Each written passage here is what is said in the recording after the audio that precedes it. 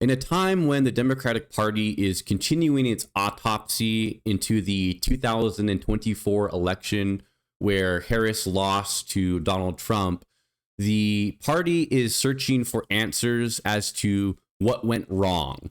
And in many cases, we are searching for leaders at this time that are going to be able to lead us into a new era of the Democratic Party that is able to not only stand up to Donald Trump and fight against his awful policy measures and describe to the American people why Donald Trump's policy measures, such as his needless tariff war that he has instigated upon the American people and the world, why it's awful and why it's hurting the economy, but also fight for a new vision of America that represents each and every person, not just the rich billionaire class that the Democratic Party has very much so cozied up to and has paid a political price for doing so. So, who are these leaders? And what is the platform going to be that leads us into the future of the Democratic Party? Got an article here from Newsweek that says AOC edges out Chuck Schumer by double-digit margin in new poll. A new poll shows Representative AOC of New York would defeat Chuck Schumer in a hypothetical 2028 Democratic primary by a commanding 21-point margin. These results signal potential vulnerability for Schumer, the 74-year-old Democratic leader who has held his seat for over 2 decades. The polling data suggests growing dissatisfaction within the Democratic base, particularly concerning Schumer's response to rising anti-Semitism and his leadership during recent political challenges. This was conducted from May 15th to 18th and showed AOC leading 54% to 33%. Wow. First off, I hope that AOC has her sights on more than just running for the Senate, right, in New York. I hope that AOC runs for president in 2028 and that, you know, she would be able to give it a run, because I think she'd be a great candidate. I think she would energize not only the Democratic base, but also independent voters, people who are sort of disenfranchised from politics, you know, the low propensity voters that Donald Trump turns out very well. I think she would be great at that. And, you know, I think that I hope that she doesn't just run for the Senate. I hope she runs for president. But this just really shows, these numbers show a stark divide in people who are wanting the Democratic Party to fight harder and to represent working people, and a part of the party that ultimately has sought to, for some reason, court voters who are disenfranchised from MAGA and turned off from Donald Trump's brand of politics, but still consider themselves to be conservatives. These mythical voters, right, that the Democratic Party has sought to court time and time and time again. It hasn't worked out. It's gotten us to the brink of losing our democracy to a fascist madman, right? And the time has come for the Democrats to adopt a much more populist agenda that indeed represents each and every American and fights for the working class that unfortunately many of the Democratic leadership have completely abandoned in favor of, again, turning out these voters, this mythical conservative voter that is fed up with Trump. These numbers show that very, very clearly, that when you have AOC going across the country with Bernie Sanders doing the Stop the Oligarchy tour and speaking to things such as raising the minimum wage, Medicare for all, all of the populist agenda points that resonate with the American people. And you have her going out there and saying them time and time and time again. What does it lead to? It leads to a huge uptick in popularity of AOC. And then on the flip side, you have Chuck Schumer over here, who is doing things like voting for Donald Trump's nominees and voting for the Republican bill that got passed. It's absolutely just not the direction that the country wants the Democratic Party to be going in. And you would hope that the party is looking at these numbers and going, oh crap, what do we want to do? Do we want to continue to lose elections to the right and to the Republicans? Or are we going to actually start to do what the American people want us to do and fight for them, not the billionaire class? I have another article here from independent.co.uk where Tim Walz kind of underscores some of this sentiment. Tim Walz says, abandoning trans people was a mistake for Democrats. The former Democratic nominee for vice president spoke to The Independent about the issue of trans people, which became a major weapon in Trump's campaign ads against Vice President Harris. It's a mistake, he insisted. And here's the thing we need to tell people. Your cost of eggs, your health care being denied, your homeowner's insurance, your lack of getting warning on tornadoes coming has nothing to do with someone's gender. In recent months, some Democrats have hinted that Democrats should avoid talking about transgender athletes from participating in women's sports. Governor Gavin Newsome of California, told Turning Point USA head Charlie Kirk that trans participation in women's sports was unfair. I think we have to figure out how to not get sucked in and allow that to be the focal point only, and that we can multitask. We can hold several things simultaneously, he said. Yeah, totally. Why should the Republicans control the talking points on transgenderism? Basically saying that, making out this issue of transgender participation in women's sports to be some sort of national issue that affects each and every person. No, it doesn't, right? For someone like Gavin Newsome, who has a significant voice in the left in this country, for him to capitulate to someone like Charlie Kirk and say, you know what? Maybe this isn't fair that trans women participate in women's sports. It's playing right into their hands.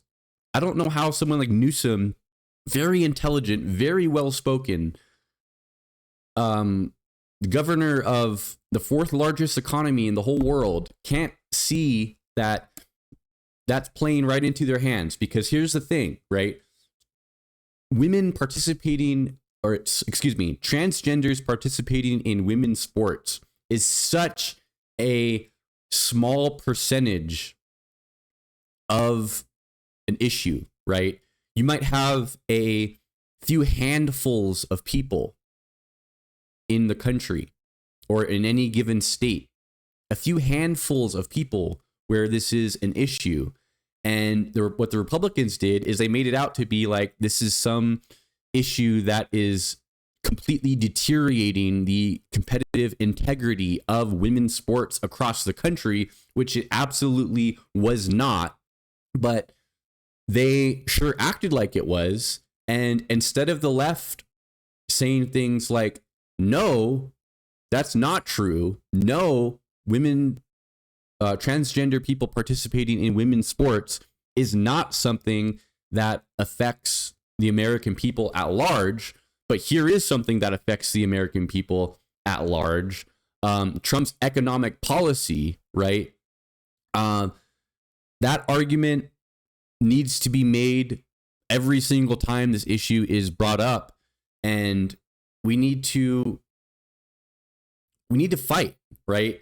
The main issue with the Democratic Party right now, in my mind, is that we are too we don't have any core ideals, right? Somebody like Bernie Sanders, he's so attractive to vast amounts of people in this country, right? Republicans, independents, Democrats. Why is that? Why is that? Let's think about it for a second, right? It's because of his consistency. In my mind, because Sanders has consistently delivered the same message since the 1960s about healthcare and about standing up for LGBTQ issues and about standing up for working people in this country. People are able to go and look at that, and it adds validity to Sanders' talking points because of how steadfast he's been over the years, standing up for what he believes in. And what do you have with the Democratic Party right now, right? You have, and in the 2024 race, what happened, right? I think one of the pitfalls that happened and has happened to the Democratic Party over the years, not just in this last election, but you have whole rooms chock full of pollsters and data analysts who are going, if X candidate says this, we're poised to lose X percentage of people in X state, which will lead to this amount of electoral votes being lost, right? When we don't live in a country that really operates like that anymore, right? We don't have a country that is, the minutia of policy details is what is sending elections one way or the other, right? We have a insurgent political movement in MAGA that has hijacked, Trump has hijacked populist talking points and has hoodwinked vast majority of, a majority of Americans in this country to put him into power, and then go back on all the talking points that he got elected on, right? So how do we counteract that, right? It's not worrying about, oh, if we say this, we're going to lose these voters, so we need to say this to attract these voters over here. No, it is showing the American people out there who have lost touch with the Democratic Party, lost touch with politics in general, who are looking at this administration and are ashamed and are not pleased with what's happening, and are people who are not pleased with the direction of the economy and not pleased with a fascist takeover of the American government, and telling those people, we are going to fight. We are going to fight for you, right? Not give in to talking points over transgender participation in sports and go, you know what? Maybe those guys are kind of right. Maybe it is kind of unfair that transgenders are competing in women's sports, and we need to do something about that. That's unfair. No, that's not an issue that's affecting the vast majority of Americans, whereas Trump's policy is affecting the vast majority of Americans. And unfortunately, we didn't make the case well enough. You had Harris, who had some very good ideas, had good policy, and ran a good campaign overall, right? But ultimately, the American people felt that voting in the Democrats again wasn't going to be enough to change their lives in any meaningful way.